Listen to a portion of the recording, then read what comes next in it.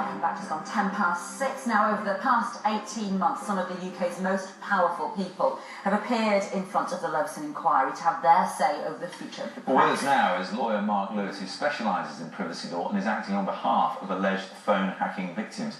Mark, how do you feel in advance of this, and how do your clients feel as well? Well, they're waiting to see what happens, what Lord Justice Leveson says. There's been a lot of a phony war with politicians on one side and the other, but remember, the politicians were also in the dock in Leveson. They got too close, and it's time for the people to get back. I mean, it's a wide-ranging inquiry in the end, isn't it, this Leveson thing? But in terms of phone hacking, what I don't understand is, I mean, that was illegal anyway.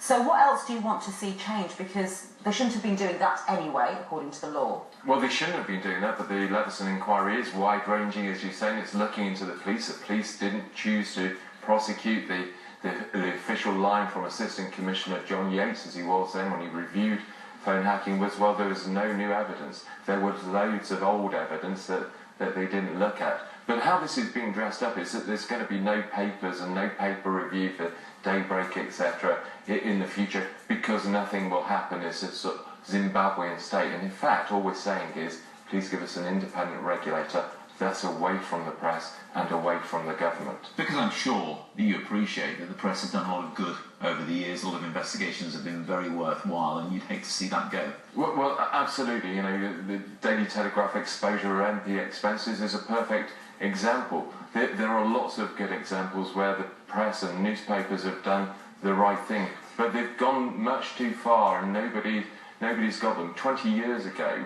the papers, which David Mellor was talking about being in the last chance saloon, over the last 65 years have been inquiry and investigation after investigation into the conduct of the press, and nothing has happened. Well, we have Ofcom, don't we, for broadcasters? And as broadcasters, we're very aware of it, aren't we, if you step out of line. I mean, it's extraordinary to think that the newspapers haven't had something like that. And is that what you want now, something where there could be a £1 million fine for a newspaper if they are found to be doing something unethical? Well, exactly. I mean, the code of conduct has been there for newspapers under the PCC. Well, the voluntary thing doesn't work, does it? But it hasn't worked. It just hasn't worked. They were in the last chance saloon 20 years ago, and they've just carried on drinking, and now they want a lock-in. Okay. Mark, thanks so much indeed for joining us.